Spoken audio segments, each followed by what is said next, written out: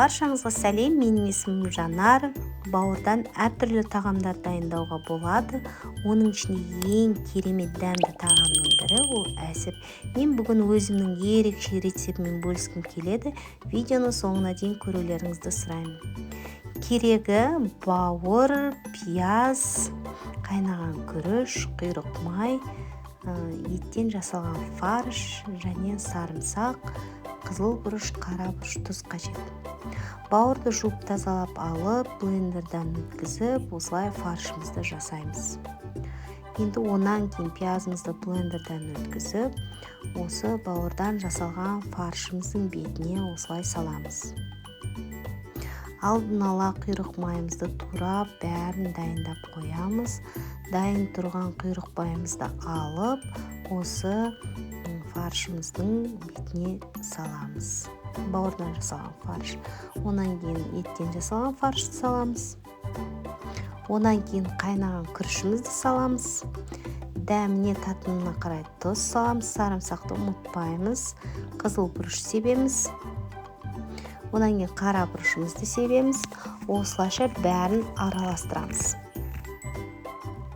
Біркелкі етіп араластырамыз. Арасында түйіршіктер болса, есіп жақсылап араластырып, фаршымызды дайындап қоямыз. Айта кететінім, өздеріңіздің қалауларыңызға қарай әртүрлі дәмдеуіштер сепсеңіздер болады. Сонымен қатар бұл әсіпке картошка қосуға болады, сәбіз қосуға болады. Әркім өз талғауына қарай. Енді ішекке келетін болсақ, менде ішек болмағандықтан осындай арнайы пакетті алып, өзіме керек мөлшерде қиып, осындай жылы суға салып қоямын. Жылы суда тұрса, ол кішкене кішірейеді. Бұл пакетке, арнайы пакетке шұжықтар жасауға болады, қаз өткізуге болады. Өте ыңғайлы. Пакетіміз дайын болғаннан кейін фаршымызды алып, жақсылап тағы да араластырып, пластмассовый бутылканың басын кесіп, пакетімізді кигізіп, осылайша әсібіміздің фаршын осылай біркелкі етіп саламыз. Салған кезде де арасына майын бәрін салу керек, біркелкі етіп, бірақ нығыздап салмау қажет, өйткені ол жарылып кетуі мүмкін.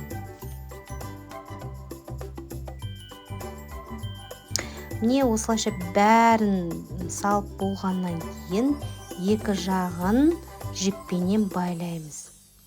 Жіппен байлап, не дайын болды. Әсібіміз суды қайнатып, әсібімізді салып пісіреміз, инемен тесеміз. Инемен тесіп, 30-40 минут қайнатып аламыз. Мінекей піскен әсібіміз дайын, иісі бұрқыраған, өте әдемі, керемет болып шықты. Енді керекті бөлшектерге бөліп, дастарханға ұсынамыз. Міне осылай бөлшектерге бөліп, әдемілеп дастарханға ұсынсаңыздар болады. Иісі керемет, дәмі өте дәмді. Сондай дастарханның көркі әсібіміз дайын болды. Міндетті түрде осы рецептпен сіздер де дайындап көрсеңіздер болады. Ұнайды деген ойдамын. Сіздермен болған Жанар. Лайк басып, комментарий қалдырып, каналыма тіркелуді ұмытпаңыздар. Барлықтарыңызға ас болсын.